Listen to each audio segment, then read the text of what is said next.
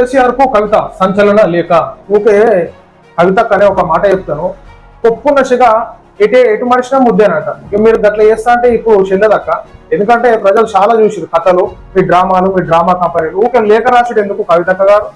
Press meet పెడితే అయిపోతుంది కదా. బీఆర్ఎస్ పార్టీ కోటేయకూరి మన ఆయన మిమ్మల్ని మోసం చేసిండు, బీసీలను మోసం చేసిండు, ఇచ్చిన హామీలను నెరవేర్చలేదని చెప్పేసి ఒకసారి ప్రెస్ మీట్ పెట్టుర్రి. దళిత బంధులకు దళిత బంధు చక్కగా ఇయ్యలేదు, ఇస్తా అని చెప్పి, అదేవిధంగా మైనార్టీలకి చక్కగా ఇచ్చేయలేదు, అదేవిధంగా బీసీలకు గొర్రెలు పరువులు ఇస్తా అని చెప్పేసి అట్లా మోసం చేసిండు, ఈనాడు డబుల్ బెడ్రూమ్ ఇస్తా అని మోసం చేసిండు. ప్రెస్ మీట్ పెట్టరాదు కవితక్క ఊగా సపోర్ట్. మీరు రాసుడు ఎందుకు, చేతుకు పని చెప్పడం ఎందుకు? మేమే రాస్తాం. తర్వాత మీరు అందరి ముంగట ప్రెస్ మీట్ పెడితే అయిపోతుంది. బీఆర్ఎస్ పార్టీ కోటేయకూరి మన ఆయన మిమ్మల్ని మోసం చేసిండని ప్రజలు నమ్మేటటువంటి పరిస్థితి లేరక్క. ఎందుకంటే మీరు బడగాల్చి మీరేస్తే ప్రజలంతా ఏదో చర్చ పెట్టుకుంటారని చెప్పేసి మీరు అనుకుంటారు. కానీ మీరంతా ఇది డ్రామా. ప్రజలు అనేది ఒక డ్రామా లేక ఏం లేదు, బహిరంగ లేక లేదు, ఏం లేదు. దీనిలో ఒక డ్రామా క్రియేట్ చేసుకొని ఎంత సినిమా నడిపిస్తుంటారు అనమాట. కానీ ఈనాడు కవితక్క గారు ప్రజలకు అంత సీన్ సీతారా అర్థమవుతుంది.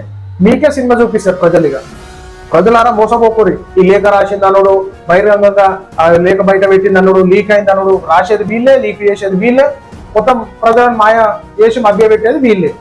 ఇది పెద్ద డ్రామా కంపెనీ అనమాట. ప్రజలు ఎట్లా మోసమైనారో తెలుసు కదా.